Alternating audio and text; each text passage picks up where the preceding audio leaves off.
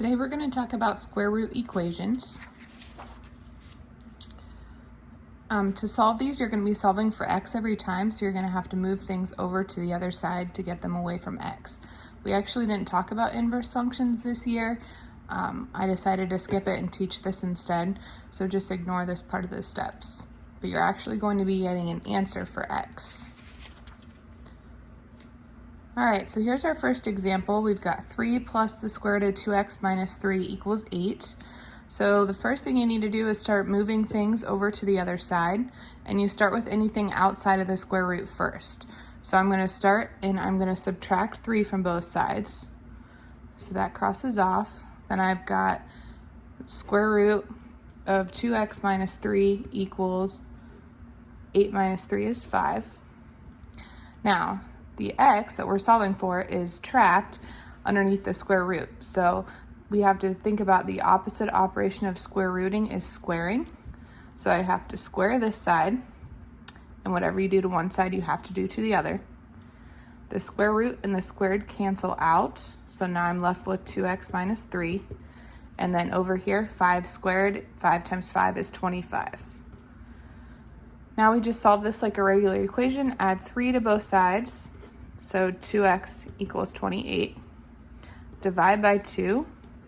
So x equals 14.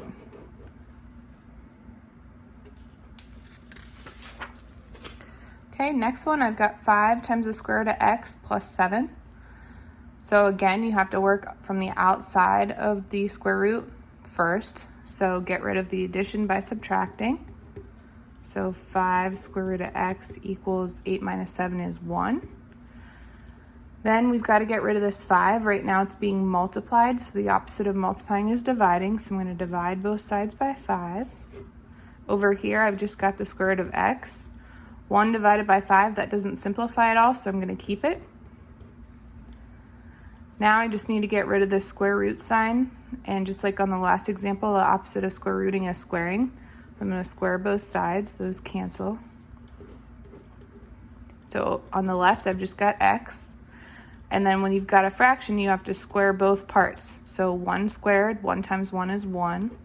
And then on the bottom, 5 squared, 5 times 5 is 25. So the answer to this one is x equals 1 over 25. And the last example, I've got 3 times the square root of x minus 6 equals 0. Again, start from the outside and move things over. So I'm going to get rid of the minus 6 by adding. So then I've got 3 times the square root of x equals 0 plus 6 is 6. Now to undo 3 times, I divide. So divide both sides by 3.